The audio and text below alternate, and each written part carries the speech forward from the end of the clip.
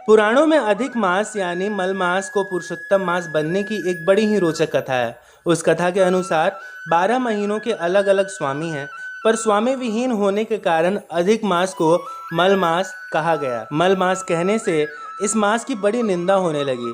इस बात से दुखी होकर मल मास श्री हरि विष्णु के पास गया और उसने अपना दुख बताया। सबसे पहले तो एक बात समझ लीजिए कि जिस चंद्र मास में संक्रांति नहीं होती उसे अधिमास या मल मास कहा जाता है। हर 3 वर्ष पर आने वाले इस मास को पुरुषोत्तम मास भी कहा जाता है। ब्रह्मा जी ने जिस प्रकृति की रचना की थी उसमें 12 मास थे। फिर इस 13वें मास यानी अधिमास की आवश्यकता क्यों पड़ी? क्यों कहते हैं इसे पुरुषोत्तम मास? जब यह मास भगवान विष्णु के पास गया तब उन्होंने क्या किया? इसके बारे में जानने के लिए चलिए सुनते हैं इस कथा को। कथा हम आपको सुनाएंगे, लेकिन उससे पहले आपसे निवेदन है कि आप अपने इस चैनल को सब्सक्राइब कर लें ताकि सनातन धर्म के प्रचार प्रसार में आपकी भागीदारी भी बनी रहे। दैत्यराज हिरण्यकश्यप ने अमर होने के लिए ब्रह्मा जी की कठोर तपस्या की। उसकी तपस्या से प्रसन्न होकर ब्रह्मा जी ने उसे वरदान मांगने को कहा। तब उसने अमर होने का वरदान ब्रह्मा जी से मांग लिया, लेकिन ब्रह्मा जी ने अमर होने के वरदान की जगह पर उससे दूसरा वरदान मांगने को कहा। तब हिरण्यकश्यप ने ब्रह्मा जी से कहा कि ठीक है, आप मुझे एक ऐसा वरदान दीजिए कि उनके बनाए हुए प्राणी, सुर, असुर, पशु, पक्षी, मनुष्य उसे कभी न मार पाए।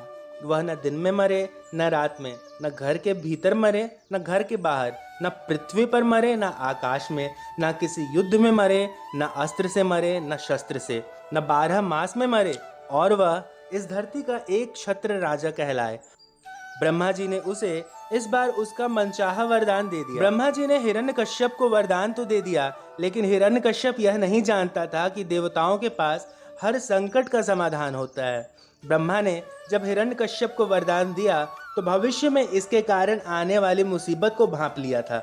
वरदान पाकर हिरण्यकश्यप अपने आप को भगवान मानने लगा। जो उसे भगवान नहीं मानता वह उसका वध करवा देता। उसका पुत्र प्रहलाद भगवान विष्णु का बहुत बड़ा भक्त हुआ।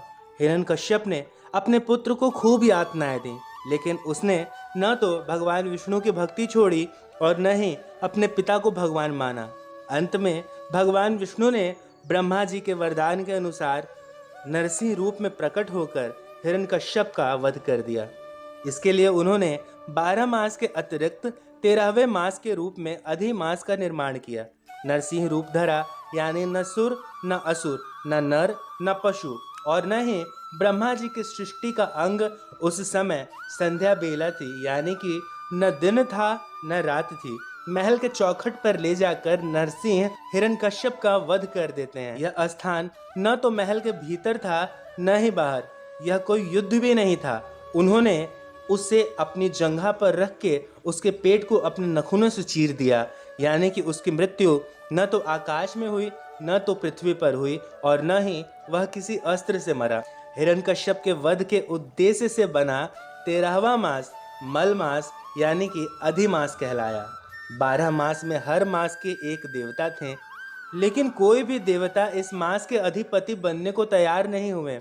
तब सभी ऋषि मुनियों सहित अधिमास भगवान विष्णु के पास जाते हैं और उनसे अपनी व्यथा सुनाते हैं। तब भगवान विष्णु उन्हें श्री कृष्ण के पास ले गए। श्री कृष्ण ने अधिमास को यह वरदान दिया कि आज से मैं तुम्हारा स्वामी हूँ और तुम मेरे एक नाम यानी कि पुरुषोत्तम के नाम से जाने जाओगे, और तभी से अधिमास को पुरुषोत्तम मास कहा गया। शास्त्रों के अनुसार हर तीसरे साल सर्वोत्तम अर्थात पुरुषोत्तम मास की उत्पत्ति होती है। इस मास में श्री कृष्ण, श्रीमद् भगवद गीता, श्री राम कथा वाचन और विष्णु भगवान की उपासना की जाती है। इस मास में उपासना करने के अपने अलग अलग महत्व हैं। पुरुषोत्तम मास में तुलसी अर्चना करने का भी विशेष महत्व बताया गया है।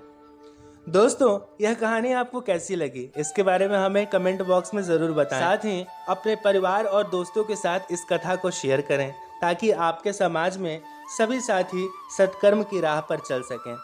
आप हमारे इस प्रयास में कोई मदद करना चाहते हैं तो स्क्रीन पर दिए गए नंबर पर अपना आर्थिक सहयोग हमें भेज सकते हैं। अगले वीडियो तक के लिए हमारे सभी साथियों को राधे राधे।